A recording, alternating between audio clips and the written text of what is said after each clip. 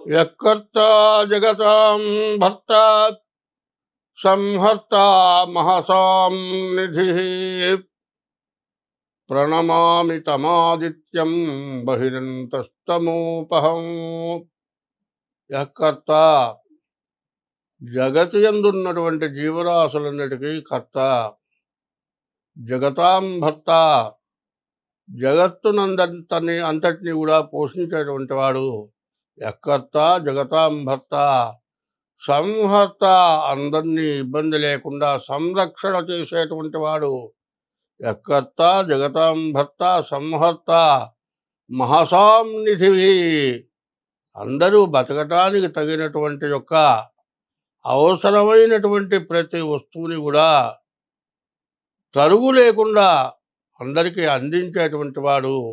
యఃకర్త జగతాం భర్త సంహర్త మహసాం నిధి ప్రణమామి తమాదిత్యం బహిరంతస్తమోపహం.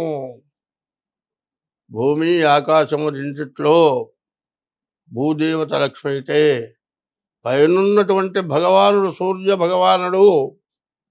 అటువంటి సూర్య భగవానుడు ప్రపంచం మొత్తానికి కూడా సంరక్షణ ఇస్తున్నాడు. భూదేవత అన్ని అవసరమైనవన్నీ ఇస్తోంది. ఇవన్నీ ఇవ్వడానికి కూడా కర్త ఎవరయ్యా అంటే సూర్య భగవానుడు. భూమి తల్లి తండ్రి సూర్య భగవానుడు. అటువంటి మహాశక్తివంతులైన అందరినీ రక్షించి అందరికీ అన్ని రకాలుగా సమకూర్చేటువంటి మహానుభావుడైన ఆ సూర్య భగవానుడికి నమస్కారము. ఆదిత్యోర్కోరవిర్భానుర్ భాస్కరశ్చ దివాకరః మార్తాండ సమిత సహిత హేళిస్తీష్ణాంశుర్మిహిరో రవి. సూర్యుడికి 12 పేర్లున్నాయి. ఆదిత్యుడు, అర్కుడు, రవి, భాను, భాస్కరుడు, దివాకరుడు, దివాకర. ఈ 12 పేర్లు కలిగినటువంటి సూర్య భగవానుడికి నమస్కారం చేస్తూ ఉన్నాను. ఇప్పుడు మనం ప్రత్యేకించి విశ్వావసునామ సంవత్సర ఫలితాన్ని మనం చెప్పుకోబోతున్నాం. విశ్వావసు అంటే విశ్వానికి మొత్తానికి వసుగా భూమి మొత్తానికి రక్షణ ఇచ్చేటువంటి భూమికి సంబంధించినటువంటి పేరు. అటువంటి పేరుని భూదేవతకి అన్ని విధాలా నమస్కారం చేస్తూ ఉన్నాను. ఇప్పుడు పంచాంగ శ్రవణం చేస్తూ ఉన్నాం. ఇప్పుడు విశ్వావసునామ సంవత్సర పంచాంగ శ్రవణం మనం మొదలు పెడుతూ ఉన్నాం. ఈ విశ్వావసునామ సంవత్సరానికి పంచాంగ శ్రవణం చేసేటువంటి వాళ్ళకి తర్వాత మనకు అందించిస్తూ ఉన్నటువంటి యూట్యూబ్ వారికి అందరికీ కూడా మనఃపూర్వక శుభాకాంక్షలు, శుభాశీస్సులు. ముందు ఈ పంచాంగ శ్రవణం ఎందుకు చేస్తున్నాము అనేది తెలుసుకుందాం. శ్రీకళ్యాణ గుణావహం. ఈ పంచాంగం వినేది ఎందుకు? మన అందరి ఇళ్లలో శుభం జరగటానికి. శ్రీకళ్యాణ గుణావహం. అందరి ఇళ్లలో శుభం జరగాలి అంటే రిపుహరం. మనం ఏ పని చేయడానికి కూడా శత్రువులు ఎవరు రాకూడదు. 100 మంది మనకు మిత్రులు ఉన్నా కూడా ఒక శత్రువు వల్ల సమస్యలు ఎక్కువగా ఉంటాయి. అటువంటి శత్రువులు ఎవరు కూడా అంటే లేకుండా అసలు పోవాలని కాదు, శత్రుత్వం ఎవరికీ లేకుండా పోవాలి. మరి శ్రీకళ్యాణ గుణావహం రిపుహరం దుస్వప్న దోషాపహం. శత్రువు కాక రాత్రిపూట మనకు అనేక రకాలైన కళలు వస్తూ ఉంటాయి. ఆ కళలు ఎట్లా ఉంటాయంటే మనకు దగ్గర వారు, మిత్రులు, పిల్లలు, తల్లులు, తండ్రులు, భార్యలు, భర్తలు ఇంత బాగా మనకు ఉపయోగపడేటువంటి వాళ్ళు లేకపోతే మనకు జరగనటువంటి పరిస్థితిలో ఉండేటువంటి వాళ్ళేదో అయిపోయినట్లుగా, వాళ్ళు పోయినట్టుగా అట్లాంటి కళ వస్తుంది. ఆ కళకి ఏం చేస్తామంటే నిద్రపోతూనే ఏడుస్తుండే వాళ్ళు ఉంటారు. ఎందుకంటే భార్యకు భర్త పోయినట్లు, భర్తకు భార్య పోయినట్లు, లేతే కన్న పిల్లవాడు పోయినట్లో ఇట్లాంటి కలలు. ఎందుకంటే పైకి రావాల్సిన వాడు పోతే ఆ దుఃఖం ఆగదు. అటువంటి దుఃఖం వచ్చేటువంటి కల వస్తుంది. ఏడుస్తూ ఉంటారు. పక్కవాళ్ళు ఎవరన్నా లేపితే గూడా ఆ ఏడుపు తగ్గదు. లేచిన తర్వాత గూడా ఏమిట్రా అంటే సమాధానం చెప్పలేరు. మరి ఆ దుఃఖం ఎట్లాంటిదంటే ఇక నోటితో సమాధానం చెప్పలేనంత బాధపడుతూ ఉంటారు. ఏమిటంటే కలొచ్చింది. కల గాదు నిజంగా జరిగిందంటారు. ఏం లేదంటే గూడా నమ్మలేరు. ఆ రోజు గాదు 2 రోజుల దాకా గూడా ఆ భయం పోదు. ఆ పిల్లవాడెవడో విదేశాల్లో చదువుకుంటున్నాడు అనుకుందాం. వాడి మీద కలొచ్చేప్పటికి వాడు మనతో మాట్లాడేంత వరకు గూడా ఆ కల వల్ల వచ్చినటువంటి భయం పోదు. అంత దుఃస్వప్నాలు. అటువంటి దుఃస్వప్నాలు మనకి ఈ సంవత్సరం రాకుండా ఉండాలి. శ్రీకళ్యాణ గుణావహం రిపుహరం దుఃస్వప్నదోషాపహం. మన ఇంట్లో శుభ కళ్యాణాల పెళ్ళన్నీ కూడా జరగాలి. మరి శత్రువులు ఎవరు కూడా రాకూడదు. శత్రుత్వం ఎవరికి కూడా కలగకూడదు. మరి దుఃస్వప్నాలు రాకూడదు. గంగా స్నాన విశేష పుణ్యఫలదం. ఈ సంవత్సరం మరి కుంభమేళ 30 సంవత్సరాలకు వచ్చేటువంటి కుంభమేళ గంగా స్నానం. ఆ గంగా స్నానానికి అందరూ పోవచ్చు. కొంతమంది పోలేకపోవచ్చు. నేను పోలేకపోయినాను. నేను పోలేనటువంటి వాడిని. కానీ ఈ పంచాంగ శ్రవణం ఈ సంవత్సరాది పండుగ రోజు ఉదయం పూట తెల్లవారుజామున లేచి స్నానం చేసి దేవుడి దగ్గర దీపారాధన చేసి వేపపూత తీసుకొని వచ్చి వేపపూత మరి తేనె మరి తర్వాత వెళ్లి తీసుకొని వచ్చి ప్రసాదం తయారు చేయాలి. వేపపూత తీపి, చేదు, వగరు, మామిడికాయ, పులుపు, ఇన్ని రకాల షడ్రుచులు అంటారు. 6 రుచులు గల ప్రసాదం తీసుకొచ్చి మరి భగవంతుడు అనగా మరి అందరూ ఒకటే స్వరూపం అంటారు. శ్రీ మహావిష్ణువు సహస్ర శీర్షందేవం శతగారు 1000 తలకాయలు ఉన్నటువంటి భగవానుడు ఉన్నాడు. 1000 తలకాయలంటే అర్థం 1000 తలకాయలని కాదు. ఎందుకంటే దేవతలు ఎంతమంది అంటే 30 కోట్ల మంది దేవతలు. అంటే చెప్పింది మాత్రం సహస్రం అనే పదానికి అర్థం ఏంటంటే ఇక అంతకు మించినటువంటి అంకె లేదు అని అర్థం. 33 కోట్ల మంది దేవతలు ఉన్నారు. మరి అటువంటి దేవుడికి మనం పూజ చేసి ఈ ప్రసాదం నివేదన పెట్టి తర్వాత మనం పంచాంగ శ్రవణం చేయాలి. ఈ పంచాంగ శ్రవణం చేస్తే మనకేమవుతుంది? గంగా స్నాన విశేష పుణ్య ఫలం. గంగా స్నానం చేసిన పుణ్యం వస్తుంది. ఈసారి కుంభమేళాకి వెళ్ళి గంగా స్నానం చేయలేనటువంటి వాళ్ళకి ఈ గంగా స్నానం చేసిన పుణ్యఫలం వస్తుంది.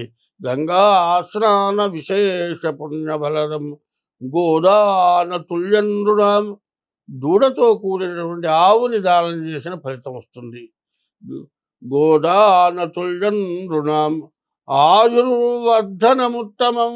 ఆయుష్ బాగా పెరుగుతుంది. సంతాన సంపత్ప్రదం. సంతానం కలిగిన వారికి సంతానం కలుగుతారు. సంతానం కలిగిన వాళ్ళకి మంచి సద్గుణాలు కలిగి పైకొస్తారు. సంతాన సంపత్ప్రదం. ఇవన్నీ కాక నానాశాస్త్ర సుసాధనం.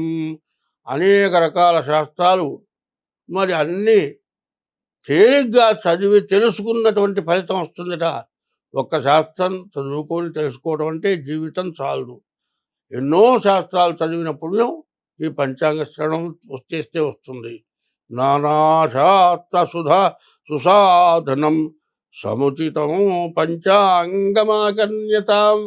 ఈ పంచాంగం వింటే మనకు ఇన్ని రకాల లాభాలు. ఏమిటి? మొట్టమొదట శుభం జరుగుతుంది. 2 శత్రువులు లేకుండా పోతారు. 3 మనకు పీడకలలు రాకుండా ఉంటాయి. తర్వాత గంగా స్నానం చేసిన పుణ్య ఫలితం వస్తుంది. ఆయుష్ పెరుగుతుంది. మన పుత్రులు అభివృద్ధికి పొందుతారు. నానాశాస్త్రాలు చదివినటువంటి ఫలితం వస్తుంది. ఇది కాక మనకు నవగ్రహాలు మేషరాశి దగ్గర నుంచి మీనారాశి వరకు రాసులు లగ్నాలు మరి జాతకంలో గోచారం. గోచారం అంటే ఏంటి? మనకు జన్మ నక్షత్రం రీత్యా గోచారం వస్తుంది. అది 25 వంతులే జరుగుతుంది. మరి జన్మ లగ్నం ఉంటుంది. అది గ్రహచారం అంటారు. నీవు ఏ తారీఖు సంవత్సరంలో ఏ నెలలో పుట్టావో పుట్టిన టైముని బట్టి లగ్నం వస్తుంది. అది గ్రహచారం. ఈ గోచారం 25 వంతులు, గ్రహచారం 75 వంతులు. దీంట్లో చెడు ఏవైనా ఉంటే ఇవాళ మన పంచాంగం చదివినప్పుడు, పంచాంగం విన్నప్పుడు దాదాపు చాలా వరకు దోషాలు పోతాయి. కానీ అసలు దోషాలు పోతాయా అంటే కొంత ఉంటాయి. ఎట్లా ఉంటాయి అంటే మనం చేసిన పాపాలు కొన్ని ఉంటాయి. మన తల్లిదండ్రులు చేసిన పాపాలు ఉంటాయి. పుణ్యం చేస్తే మంచి అనుభవిస్తాం. పాపం చేస్తే చెడు అనుభవిస్తాం. కాబట్టి పాపం చేయనటువంటి వాళ్ళకి గ్రహాల వల్ల ఎటువంటి ఇబ్బంది రాదు. పంచాంగ శ్రవణం చేస్తే పాపాలు చేసి ఉంటే ఆ పాపాల వల్ల బాధలు వస్తే జ్యోతిష్యం ద్వారా తెలుసుకొని మనం చేసిన పాపాల వల్ల మనకి సమస్యలు వచ్చినాయని తెలుసుకోవాలి. ఎట్లా అంటే మరి పంచాంగం చూసి జాతకం చెప్పమంటే సరిగ్గా చెప్పలేదని కాదు. మనం ఏమేం చేస్తున్నాం, తెల్లవారి ప్రతి వ్యక్తి నిద్ర లేచిన తర్వాత సాయంత్రం దాకా అయిపోయిన తర్వాత సాయంత్రం కూర్చొని మనం ఏమి చేశాం, చేసిన మంచి పనులేంటి, చెడు పనులేమిటి. మంచి పనులైతే ఆనందమే. చెడు పని ఏదైనా చేసి ఉంటాయో ఇది తప్పు చేశాము, ఇక ఈ తప్పు చేయకూడదు అనేటువంటి నిర్ణయం తీసుకొని అటువంటి ఆలోచన ఎప్పుడైతే వచ్చిందో మళ్ళీ జీవితంలో ఆ పాపం చేయకుండా ఉంటే మనం మంచి వాళ్ళు, గొప్ప శక్తిమంతులు, దైవశక్తి పరులు. అటువంటి వాళ్ళు ఈ పంచాంగ రీత్యా మీకు జ్యోతిష్యం అనేది చెబితే ఆ జ్యోతిష్యం కూడా ఎట్లా ఉంటుంది అంటే అమావాస్య చీకట్లో అగ్గిపుల్ల గీస్తే ఎట్లా చూస్తామో దైవ బలంతో ఆ జ్యోతిష్యం అనగా జ్యోతి అనేది చెబుతూ ఉన్నారు. ఆ జ్యోతిలో మీరు చీకట్లో ఎట్లా చూడగలుగుతారో మీ డేట్ ఆఫ్ బర్త్ని బట్టి, మీ జన్మ లగ్నాన్ని బట్టి అట్లా చూచి కనుక్కొని చెప్పేటువంటి శక్తివంతుల దగ్గర జాతకాలు చూపించుకోవాలి డేట్ ఆఫ్ బర్త్ ద్వారా. అట్లా కాని పక్షంలో డేట్ ఆఫ్ బర్త్ లేకపోతే హస్త సాముద్రికం, చేతుల్లో రేఖలు ఉంటాయి. ఆ రేఖల ద్వారా జాతకం చెబుతాము. ఆ జాతకం ఎట్లా ఉండాలి? హస్త సాముద్రికం. సాముద్రికం అంటే సముద్రం కంటే కూడా పెద్దదిగా. సముద్రం ఒడ్డు నుంచుంటే అవతల ఒడ్డు మనకు కనపడేది కాదు. సాముద్రికం అంత విశాలమైంది, అంత అందరూ కనుక్కోలే అటువంటిది. అటువంటి సాముద్రికం కూడా దైవ బలంతో చెప్పాలి. అటువంటి వాళ్ళు పంచాంగం చెప్పటం కానీ, పంచాంగం చెబితే వినటం కానీ, ఆ టైంకి మంచి బుద్ధి కలిగి దైవాన్ని నమ్ముకొని తల మీద స్నానం చేసి ప్రసాదం తయారు చేసి దేవుడికి ఈ వేపపూత ప్రసాదం నివేదన పెట్టి ఈ పంచాంగ శ్రవణం చేయటం చాలా ఉత్తమము అని ధర్మశాస్త్రాల్లో చెప్పి ఉన్నది. అయితే సంవత్సరాది కాదు, యుగాది. యుగాది అంటే ఏమిటంటే మన సాంప్రదాయం, మన హిందూ సాంప్రదాయం, ఈ మతం ఎట్లాంటిది అంటే యుగాది. యుగం ఆది అంటే కలియుగం ఉందండి. యుగం అంటే ఏంటి? కృతయుగం, త్రేతాయుగం, ద్వాపర యుగం, కలియుగం. అంటే ఈ యుగాది ఇప్పుడు కలియుగం జరుగుతోంది. కలియుగాది అంటే కలియుగం ప్రారంభం రోజు నుంచి ఈ రోజు వరకు చెప్పేదే పంచాంగం యుగాది. మరి వేరే ఎవరైనా సరే, ఏ శాస్త్రాలైనా సరే, ఏ మతాలైనా సరే ఇట్లాంటి పంచాంగాన్ని ఎవరు కనుక్కోలేదు. యుగాది అనే పేరు ఎక్కడన్నా ఇంగ్లీష్లో కానీ మరి ఏ భాషలో కానీ యుగాది అనే పేరుందా? లేదు. ఆ యుగాది అనగా యుగం ఆది, యుగం ప్రారంభమైన రోజు నుంచి చెప్పేది ఈ పంచాంగం. ఈ పంచాంగం ఎట్లా ఉంటుంది? మరి తిథి, వారం, నక్షత్రం, యోగం, కరణం, ఈ ఐదింటితోటి పంచాంగం తయారవుతుంది. తర్వాత సూర్యుడి దగ్గర నుంచి కేతు వరకు 9 గ్రహాలు, తర్వాత మేషం దగ్గర నుంచి మీనం వరకు 12 రాసులు, వీటి మీద ఆధారపడి మరి ఈ జాతకం, ఈ పంచాంగం చెప్పడం జరుగుతుంది. కాబట్టి యుగాది అనుకోవాలి. మనం సంవత్సరాది సంవత్సరం మొదలుకుంటున్నాం తెలుగులో అనుకునే మాట. సంస్కృతంలో యుగాది, యుగం మొట్టమొదటి రోజు అని చెప్పాలి. ఇది మనం తెలుసుకొని పొద్దున్నే సూర్యోదయానికి ముందు బ్రహ్మ ముహూర్తం అంటే 3 నుంచి 5 లోపల బ్రహ్మ ముహూర్తం. ప్రతిరోజు కూడా ఆ విధంగా లేచి స్నానం చేసి ఇట్లా పూజ చేసి సూర్య భగవానుడికి నమస్కారం చేయాలి. సూర్య భగవానుడికి నమస్కారం చేసేప్పుడు ఉదయం బ్రహ్మస్వరూపము, ఉదయం పూట బ్రహ్మ, మధ్యాహ్నంతో మహేశ్వరం, మధ్యాహ్న కాలంలో పరమేశ్వరుడు, సాయంకాలం స్వయం విష్ణు, సాయంకాలంలో శ్రీ మహావిష్ణువు.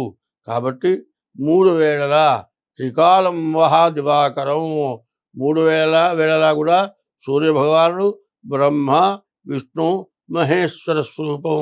3 లోకాలు, 3 మూర్తులు, మరి 3 గుణాలు ఇవన్నీ కూడా ఉన్నాయంటే ఈ దుర్గుణాల నుంచి బయటపడి అందరం బాగుండాలి అంటే తెల్లవారుజామున బ్రహ్మ ముహూర్తంలో లేచి స్నానం చేసి దీపారాధన చేసి మరి సూర్య భగవానుడికి నమస్కారం చేసి అప్పుడు దైవ ప్రసాదం తీసుకోవాలి. అది కనీసం ఒక యుగాది రోజునైనా చేయాలి. ఆ యుగాది రోజునైనా సరే పంచాంగ శ్రవణం చేయాలి. అట్లా చేస్తే మనకు ఎటువంటి దోషాలున్నా కూడా అన్నీ పోతాయి అని మన ధర్మశాస్త్రాలు చెప్పి ఉన్నవి. కాబట్టి మనం యుగాది సంవత్సరాది పంచాంగ శ్రవణం మనం ముందుగా చేద్దాం. స్వస్తి.